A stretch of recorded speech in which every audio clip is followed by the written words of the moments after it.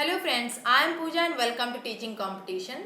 जैसा कि आप लोगों को पता है, CTET previous year question paper series चल रही है। तो आई थिंक ये लास्ट सेकेंड पेपर है। इसके बाद में भी एक पेपर और डिस्कस होगा। आफ्टर दैट हम स्टार्ट करेंगे जो भी मेन थ्योरीज हैं। ठीक है, थ्योरी सीरीज स्टार्ट की जाएगी और उससे रिलेटेड जो भी हमारे केवीएस में या सीटेट में या जो भी DSSS मतलब मेन एग्जाम्स में जो भी क्वेश्चंस आए हैं वो भी डिस्कस कर लेंगे साथ में। ओके, तो फिलहाल स्टार्ट करते हैं अपना क्वेश्चन। ठीक है, देखिए फर्स्ट क्वेश्चन क्या है। A teacher should encourage students to set rather than. क्या कह रहा है, एक शिक्षक को विद्यार्थियों को निर्धारित करने के लिए प्रोत्साहित करना चाहिए बजाय के, मतलब किसके बजाय।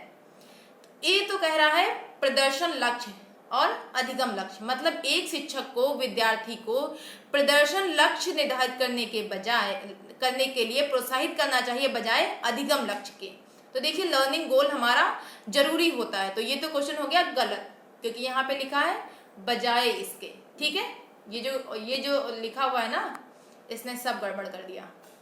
बी है असफलता से बचने के लिए लक्ष्य। बिल्कुल, देखिए एक शिक्षक को विद्यार्थियों को असफलता से बचने के लिए लक्ष्य निर्धारित करने के लिए, जो भी हमें लक्ष्य निर्धारित करने हैं उसके लिए प्रोत्साहित करना चाहिए बजाय अंक लेने के लिए लक्ष्य। देखिए हमें जो भी मार्क्स होते हैं उनको बढ़ाने पे ज़्यादा ध्यान नहीं देना चाहिए। ठीक है, बच्चे की लर्निंग किस हिसाब से हो रही है, वो किस हिसाब से सीख रहा है, कितना सीख रहा है, कैसे सीख रहा है, ये सब चीज़ों पे हमारा ज़्यादा ध्यान होना चाहिए। तो आई थिंक ये क्वेश्चन, ये ऑप्शन हमें सही लग रहा है। नेक्स्ट भी देख लेते हैं। अंक लेने के लिए लक्ष्य। देखिए ये कह रहा है एक शिक्षक को विद्यार्थियों को अंक लेने के लिए लक्ष्य निर्धारित करने के लिए प्रोत्साहित करना चाहिए। देखिए हमें अंक लेने के लिए लक्ष्य, ये तो पहले ही कट गया, हमें अंकों पे इतना ध्यान नहीं देना है। ठीक है, डी कह रहा है लर्निंग गोल्स, अधिगम लक्ष्य निर्धारित करने के लिए प्रोत्साहित करना चाहिए बजाय प्रदर्शन लक्ष्य के। तो ये भी चीज गलत होगी, मतलब जो हमारा परफॉर्मेंस गोल होता है वो भी बहुत जरूरी होता है। ठीक है, तो हमारा ऑप्शन यहाँ पे बी ही करेक्ट हो जाता है, बिकॉज यहाँ पे कह रहा है, देखिए इंग्लिश वर्जन भी देख लेते हैं। A teacher should encourage student to set failure in avoiding goals, ठीक है, rather than marks seeks goals. देखिए इसमें कह रहा है कि मतलब हमें अंक लेने की इतनी ज्यादा जरूरत नहीं होती है, हमें क्या जरूरत होती है कि कैसे असफलता से बच्चे को बचाया जाए, कि वो असफल ना हो, सफल हो जाए बच्चा जो भी वो सीख रहा है। ठीक है, तो बी ऑप्शन करेक्ट हो जाता है। चलिए नेक्स्ट क्वेश्चन पे देखिए, which of these is an example of extrinsic जो होता है मोटिवेशन। तो बाह्य अभिप्रेरणा का कौन सा उदाहरण है इसमें से। ए है I learn so much when I do my homework, मतलब जब भी हम अपना होमवर्क करते हैं बहुत कुछ सीख जाते हैं। Be doing homework makes me understand my concept better, मतलब जो भी हम गृह कार्य करते हैं वो उससे क्या होता है, हमारे जो कॉन्सेप्ट है वो अच्छे से समझ आ जाते हैं। तो ये भी आई थिंक देख लेते हैं फिर भी आगे।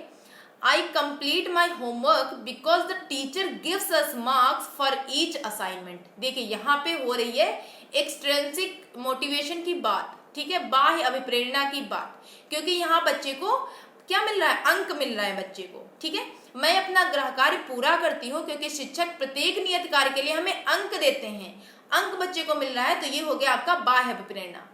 डी है I enjoy doing my homework because it is so much fun. ये तो फन की बात हो गई, यहाँ पे बाह्य प्रेरणा की कोई बात नहीं हो रही है। देखिए बाह्य प्रेरणा मतलब हमें जो बाह्य से कुछ हमें एक्स्ट्रा मिलता है। ठीक है, जो भी हमें प्रेरणा बाह्य से मिलती है।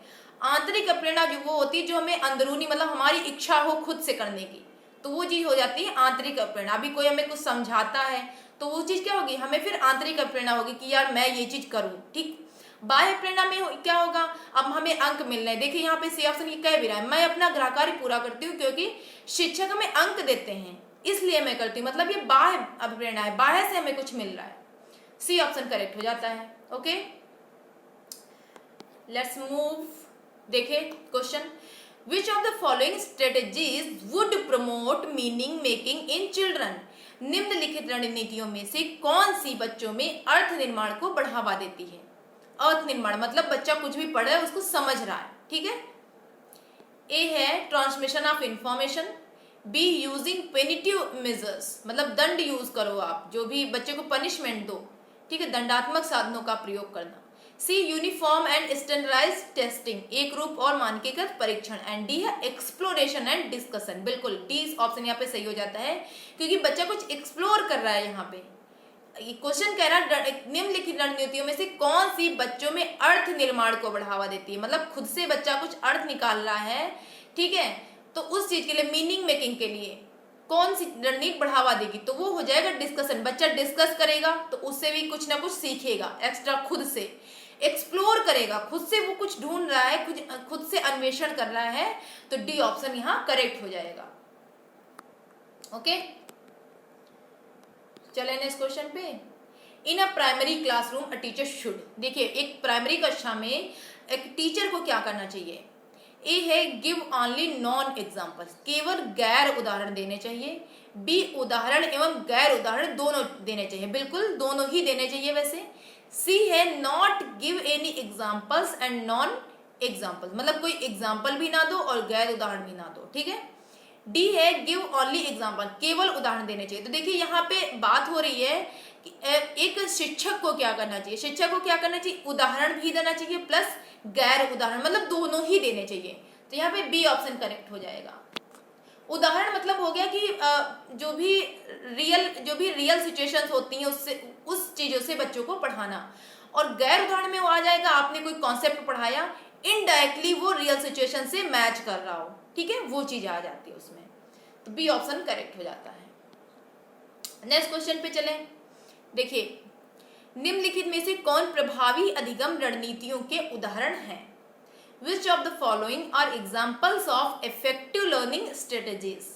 फर्स्ट है setting goals and time table. बिल्कुल आप प्रभावी अधिगम रणनीति अगर कर रहे हैं तो उसका ये एक एग्जाम्पल हो सकता है। लक्ष्य एवं समय सारणी, आप एक लक्ष्य निर्धारित करेंगे, आपको कुछ भी सीखना है, ठीक है, कुछ आप लर्न करना चाह रहे हैं तो क्या करेंगे, आपका एक कुछ गोल होगा। आप पढ़ाई करें तो आपका कुछ गोल होगा कि आपको नौकरी पानी है, ठीक है, तो एक लक्ष्य निर्धारित होगा।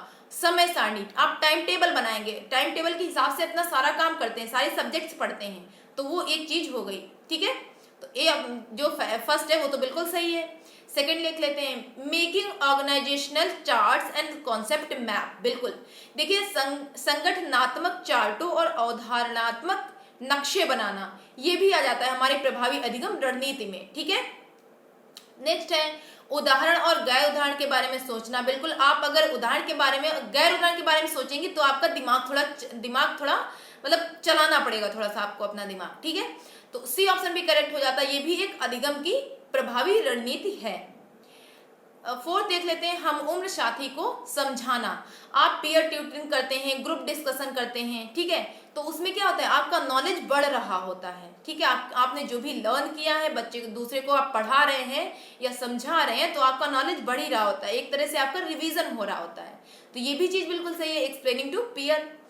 एंड फिफ्थ है सेल्फ क्वेश्चनिंग। आप स्वयं से प्रश्न करते हैं कि क्या ये मेरा क्वेश्चन सही था, क्या ये गलत था, क्या मैंने जो किया वो सही किया, मैं जो सीख रहा हूँ वो सही है। तो जो सेल्फ क्वेश्चनिंग होती है वो भी कहीं ना कहीं एक अहम रोल अदा करती है, ठीक है, हमारे अधिगम में। तो कौन प्रभावी अधिगम रणनीतियों के उदाहरण है, तो ये तो सारे ही उसके उदाहरण हैं। इट मीन्स देखिए ए में तो केवल 1, 4 एंड 5 दिया हुआ है, बी में 4 ही है, सी में दिया हुआ है सारा कुछ। देखिए सी ऑप्शन हमारा करेक्ट हो जाता है। सी में 1, 2, 3, 4 एंड 5 पांचों दिए हुई हैं, ठीक है, सी ऑप्शन करेक्ट हो जाएगा। नेक्स्ट क्वेश्चन पे चले। A teacher's role while using cooperative learning in her class. जब किसी क्लास में टीचर कोऑपरेटिव लर्निंग करा रहा होता है तो उसका रोल क्या होता है, ये पूछ रहा है क्वेश्चन। देखिए फर्स्ट है is to leave the class and let children work on their own. मतलब टीचर क्लास छोड़ दे, ठीक है, बच्चा खुद से अपना कार्य कर रहा हो, बच्चा स्वयं कार्य करने दे उसे। बी है is to supportive and monitor each group. देखिए जो भी आप ग्रुप में टीचिंग करा रहे हैं, मतलब जो बच्चे लर्नर्स हैं वो जो ग्रुप में सीख रहे हैं, तो आप उन्हें क्या करिए, कहीं प्रॉब्लम आ रही है या जो भी हो रहा है तो उन्हें आप सपोर्ट करिए थोड़ा सा। पूरी तरह से बच्चों को नहीं बताना, लेकिन सपोर्ट करना है, उन्हें कहीं प्रॉब्लम आए थोड़ा सा आप क्लू दे दीजिए, ठीक है, कुछ एग्जाम्पल दे दीजिए, बच्चे को समझ आ जाएगा, खुद से करने को प्रोत्साहित होगा। तो बी ऑप्शन यहाँ करेक्ट लग रहा है, फिर भी पढ़ लेते हैं नेक्स्ट ऑप्शन क्या सी है is to support the group which has the bright and talented children. ऐसे आप समूह को मतलब सपोर्ट करिए जिसमें होनहार और प्रतिभाशाली बच्चे हों। ये तो बायस हो गया, मतलब ऐसा तो कोई जरूरी नहीं है कि टीचर को ऐसा कुछ करना चाहिए एक क्लास में, वैसे नहीं करना चाहिए ऐसा, क्योंकि टीचर के लिए सारे बच्चे बराबर होते हैं, इक्वल होते हैं, ठीक है। डी ऑप्शन कह रहा है is to be a silent spectator and let children do what they want, मतलब आप एक मूर्ख दर्शक होके देखते रहिए, बच्चे जो कर रहे हैं उनको करने दो। डी ऑप्शन ये कह रहा है। तो यहाँ पे बिल्कुल करेक्ट जो सटीक ऑप्शन बैठ रहा है वो बी है हमारा। इज टू सपोर्टिव, मतलब टीचर को क्या होना चाहिए, टीचर सपोर्टिव होना चाहिए। बच्चे को कहीं प्रॉब्लम आ रही तो टीचर से सपोर्ट करे एंड मॉनिटर ईच ग्रुप, जितने भी ग्रुप हैं सबको इक्वल समझ के, अपने बच्चे समझ के, ठीक है, उन्हें सबको निगरानी, सब सारी ग्रुप की निगरानी करनी चाहिए। तो यहाँ पे बी ऑप्शन करेक्ट हो जाता है। ओके, नेक्स्ट क्वेश्चन पे चलें। In the constructivist frame child is viewed as, देखिए संरचनात्मक ढांचे में बच्चे को किस रूप में देखा जाता है। पियाजे कहते हैं कि जो बच्चे होते हैं वो अपना ज्ञान स्वयं बनाते हैं, मतलब कॉन्स्ट्रक्ट करते हैं, खुद से नॉलेज कॉन्स्ट्रक्ट करते हैं। ए कह रहा है टबुला रासा और blank slate whose life is shaped entirely by experience, मतलब कोरी पटिया या खाली स्लेट जिसके जीवन को अनुभव के द्वारा पूर्ण रूप से आकार दिया जाता है। बी देख लेते हैं, अ passive being who can be shaped and moulded into any form through conditioning, मतलब एक निष्क्रिय प्राणी जिसे अनुबंधन के द्वारा किसी भी रूप में आकार दिया जा सकता है तथा ढाला जा सकता है। इन्होंने क्या कह दिया, बच्चे को निष्क्रिय प्राणी, तो ये तो गलत बात है, मतलब ये भी सही नहीं होगा। सी देखते हैं, अ प्रॉब्लम सॉल्वर, देखिए कॉन्स्ट्रक्टिविस्ट मतलब बच्चा खुद से नॉलेज कुछ कॉन्स्ट्रक्ट कर रहा है, कुछ नया क्रिएट कर रहा है, खुद से अपना नॉलेज बना रहा है, तो मतलब एक प्रॉब्लम को सॉल्व कर सकता है, ठीक है, एक एज अ प्रॉब्लम सॉल्वर उसे हम देख सकते हैं। एंड अ साइंटिफिक इन्वेस्टिगेटर, बिल्कुल वैज्ञानिक अन्वेषक। पियाजे ने कहा भी है कि जो बच्चे होते हैं वो छोटे वैज्ञानिक होते हैं, नन्हे वैज्ञानिक कहा है बच्चों को, ठीक है। बच्चे क्या करते हैं, खुद से अपना नॉलेज कॉन्स्ट्रक्ट करते हैं, बहुत कुछ खुद से सीखते हैं, मतलब अपने ही एक्सपीरियंसेस से, आस पड़ोस से, स्वयं से ही बहुत कुछ सीखते हैं बच्चे। एंड डी है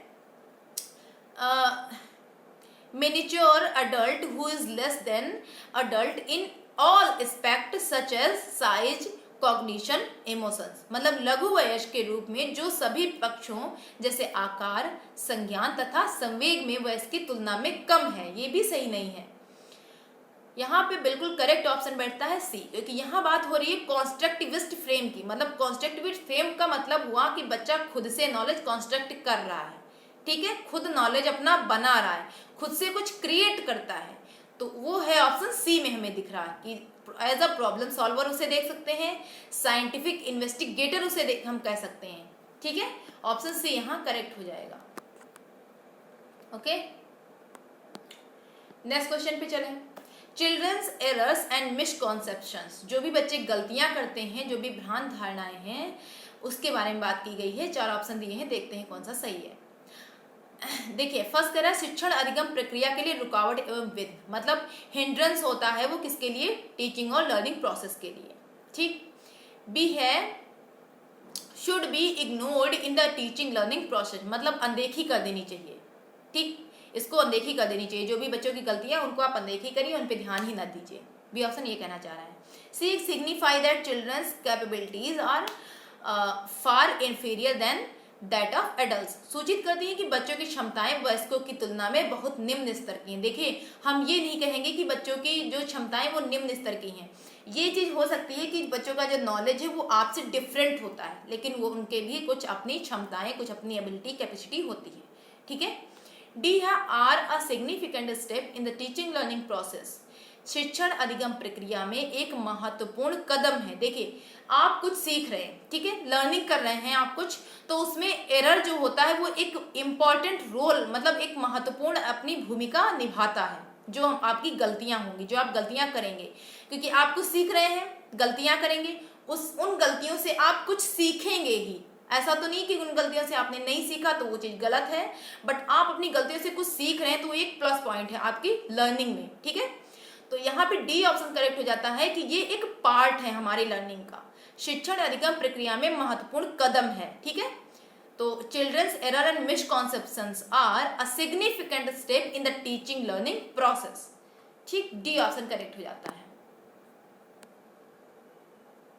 कुछ सीखने के लिए गलतियां करना बहुत ज़रूरी होता है। तो लास्ट क्वेश्चन है ये आज का, और सेशन यहीं पे एंड करते हैं। मिलते हैं नेक्स्ट वीडियो में, तब तक के लिए बाय बाय।